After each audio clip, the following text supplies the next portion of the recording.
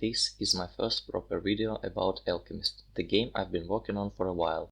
Previous one was just a bit of gameplay footage, which was admittedly kind of dull.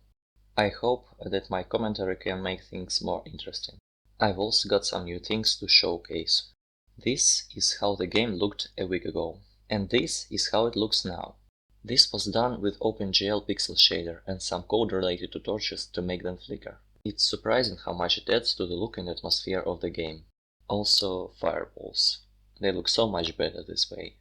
And since it's my first video, I would like to tell you a little more about the project itself. The game started with the idea of procedural dungeon generator.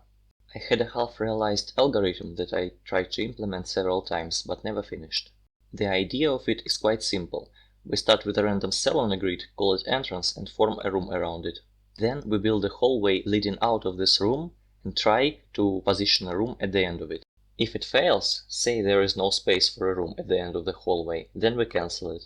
Then we keep on spawning hallways out of all the rooms that we have by that moment. We stop when we have enough rooms.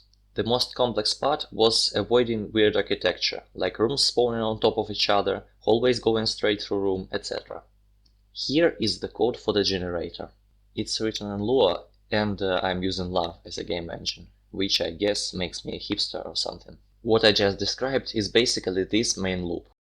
As it turns out, algorithm is pretty good at creating sensible structures. They are simple, but nonetheless look like the place people could build. Starting with the generator, however, was probably the least exciting way to start a project. Writing it almost destroyed my motivation, and I felt relief when finished. I programmed some basic movements to explore those dungeons, and that's when I saw that this might become an actual game.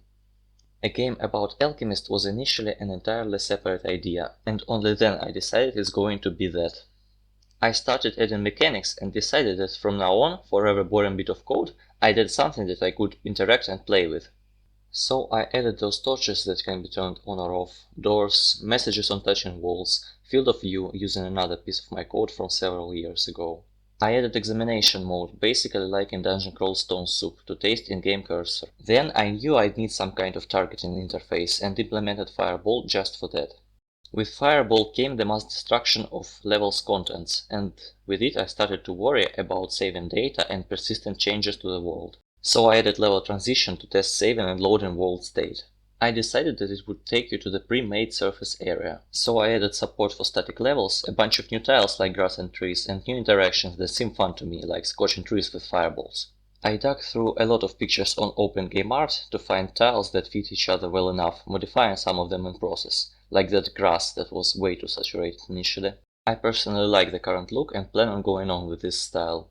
Hope other people will find it appealing as well. Then I was supposed to program inventory, but got bored and decided to try shaders and see what happens, since there are so many torches that you can even interact with, but they feel like decoration attached to the wall rather than light sources. It was my first time doing OpenGL shaders, and it took a lot of refactoring after I got them to work initially. The next feature I am planning is proper inventory, material refining, and potion brewing, which is hopefully going to be the core system of the future game. Thank you for watching, and if you have any opinion, whether positive or negative, please leave a comment. I will keep making videos like this if I see that people are interested. And now it's time for me to go back to coding.